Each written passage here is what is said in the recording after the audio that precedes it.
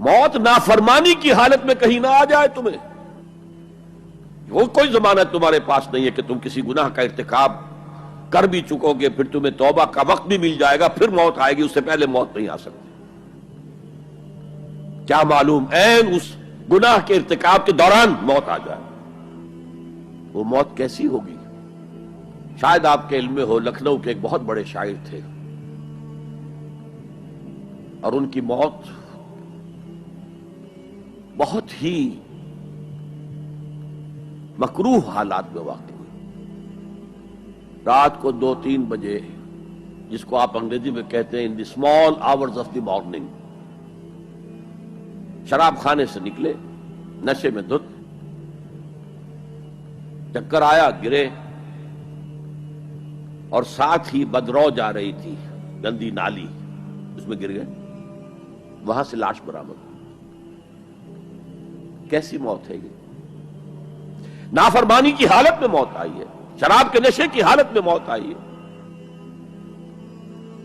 اور کیا یہ ممکن نہیں ہے کہ کوئی شخص بدکاری کا ارتکاب کر رہا اور عین اسی فعل کے دوران موت آ جائے؟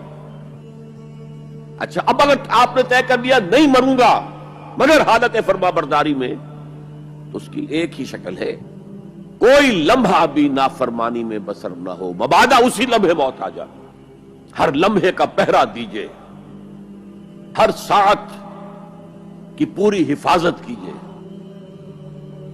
کہیں نافرمانی کا کوئی ارتکاب نہ ہو اور عین اس حالت میں کہیں موت نہ آ جائے۔ میں وہ حدیث آپ کو سنا چکا ہوں، لا یزنی الزانی حین یزنی وہو مومن، کوئی زانی حالت ایمان میں زنا نہیں کرتا، جب وہ زنا کر رہا ہوتا ایمان اس کے دل سے نکل کر اوپر سر پر منڈلاتا رہتا۔ کوئی چور حالت ایمان میں چوری نہیں کرتا، ولا یسرق السارق حین یسرق وہو مومن، کوئی شرابی حالت ایمان میں شراب نہیں پی سکتا، ولا یشرب الخمر حین یشرب وہو مومن۔ اگر ایمان بھی ہو دل میں اور یہ حرکات بھی ہو رہی ہو تو وہ ایمان 2 پیسے کا نہیں، 2 ٹکے کا نہیں، کیا اس ایمان کی قیمت ہے؟ کیا قدر و قیمت ہے اس کی؟ اب اگر عین اسی حالت کے اندر موت آ گئی تو یہ تو خلوع ایمان ہے، ایمان کا خالی ہو جانا ہے۔ یہ ہے وہ بات جو کہی گئی۔ اب یہ اسلام اور تقوی، ان دونوں کو یہاں نوٹ کر لیجئے۔ یا ایھا الذین آمنوا اتقوا اللہ حق تقاتہ ولا تموتن الا وانتم مسلمون، اے ایمان کے دعوے دارو، اللہ کا تقوی اختیار کرو جتنا کہ اس کے تقوی کا حق ہے، اور دیکھنا موت نہ آنے پائے۔